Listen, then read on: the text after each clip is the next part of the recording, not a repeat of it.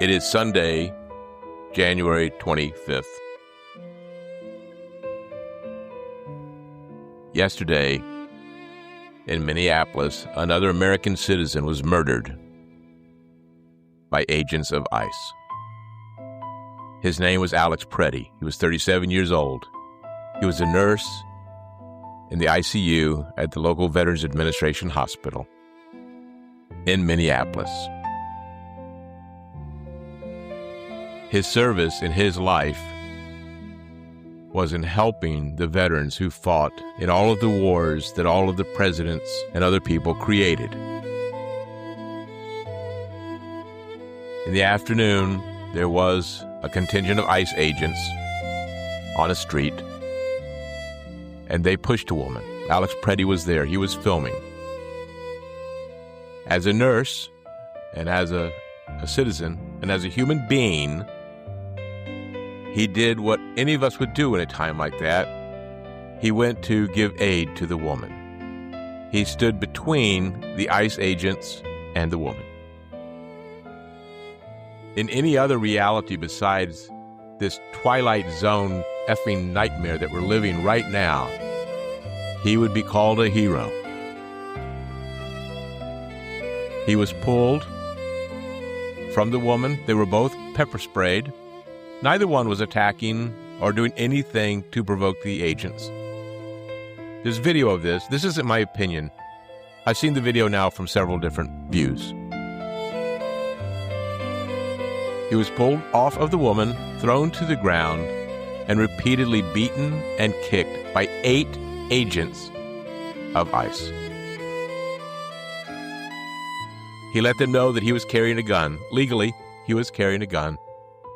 Carried it for his protection, but he did not draw it in a time when he needed it the most. They took the gun from him, and then they fired 9 bullets into his body. And they killed him on a sidewalk in Minneapolis, in broad daylight, on a crowded street, in the United States of America. I have no words. A second killing of someone in the space of a month. American citizens. His skin was white. He was rightfully carrying a gun. He was doing everything that allegedly Republicans support and want in America. But he dared to do the one thing that is no longer allowed. He dared to help someone. He dared to stand up and say, "This will not occur." I would like to remind everyone right now about a very controversial amendment in our government. It was written because those who we call the Founding Fathers wanted to ensure that the average citizen, if it ever had to happen, and which it was happening when freedom was being fought for, that a citizen would have the right to defend him or herself, himself back then. They would have the right to carry a gun. They did this in order to maintain a well-regulated militia being necessary to the security of a free state. This amendment is the right of the people to keep and bear arms, and it shall not be infringed. Now, over the years, because of all the killings at schools, high schools, public places, there's been a lot of talk about perhaps amending the Second Amendment. I have not been one in favor of that. I am in favor of gun control. I am in favor of making sure that people who have a gun are perhaps not mentally able to make the right decisions, and so bad things happen. But the purpose of the Second Amendment is what we are living through right now. I have never owned a gun. I've never even fired a gun. I think I had an air rifle when I was a little boy. That's the closest I've ever come. I am, for the first time in my life, thinking a lot about buying a gun.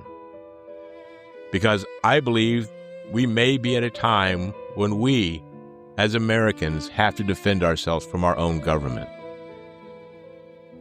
Because it is very apparent, based on the reaction of the death of Renee Good and now Alex Pretti, the immediate reaction from the government, calling them terrorists, defending the agents who murdered them. It is very apparent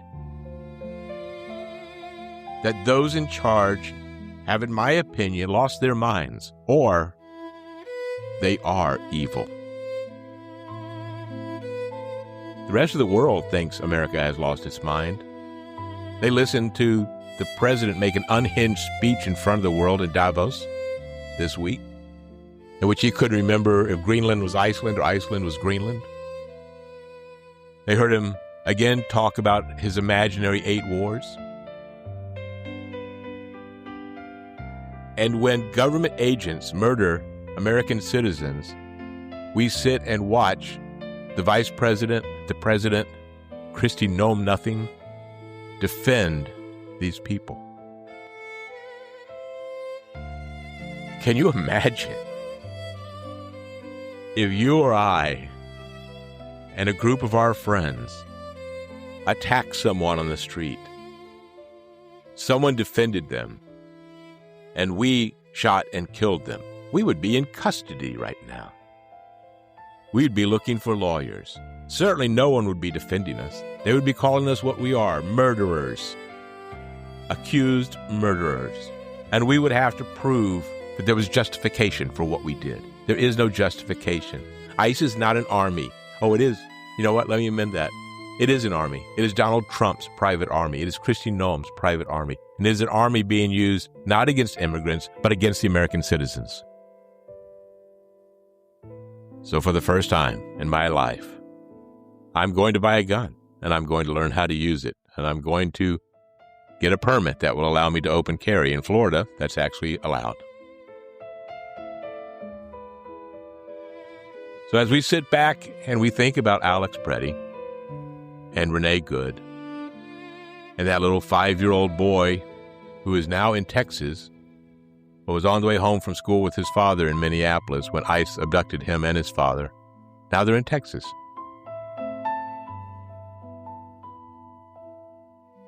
When we think about that and wonder what we should do, let me ask you this question.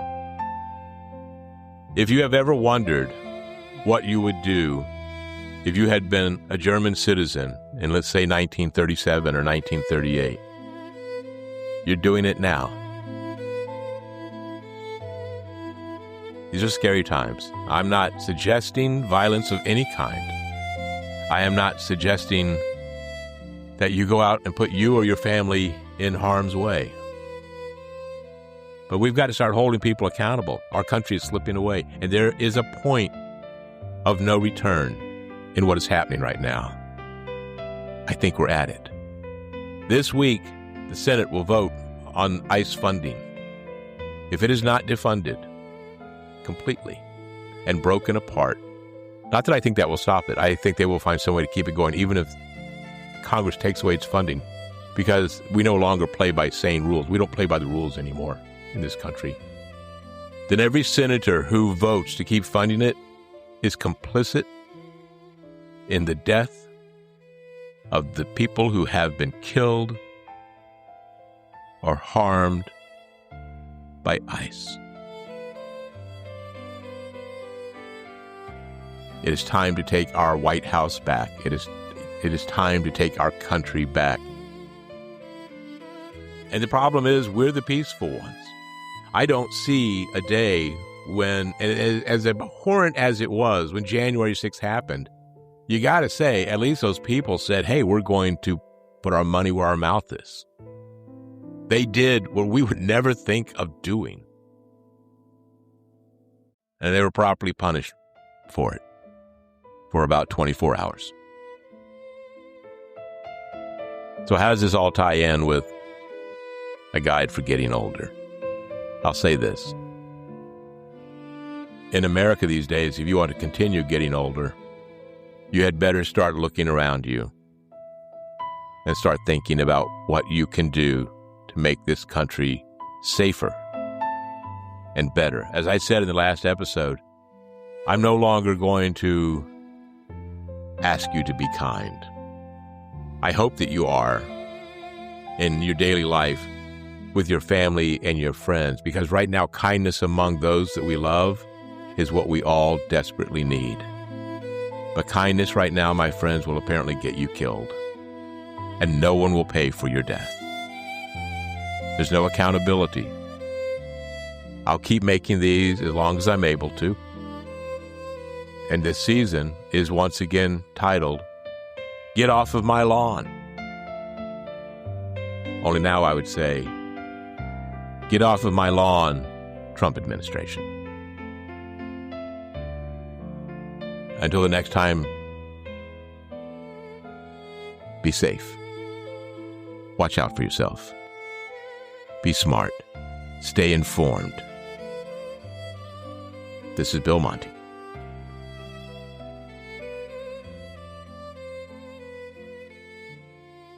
If it's warm outside but you're feeling colder, not sure what to do without a friendly shoulder, you're not alone, so start feeling bolder. Welcome to Bill Monty's Guide for Getting Older. Does the news cycle make you feel like you're on a tilt-a-whirl of outrage? Feeling like your brain is a political piñata getting whacked 24/7? There's an antidote. Outrage Overload is the podcast where we hit the pause button on the outrage train. We dissect the headlines, peel back the layers of negativity, and explore the science behind why you keep wanting to throw your phone at the wall.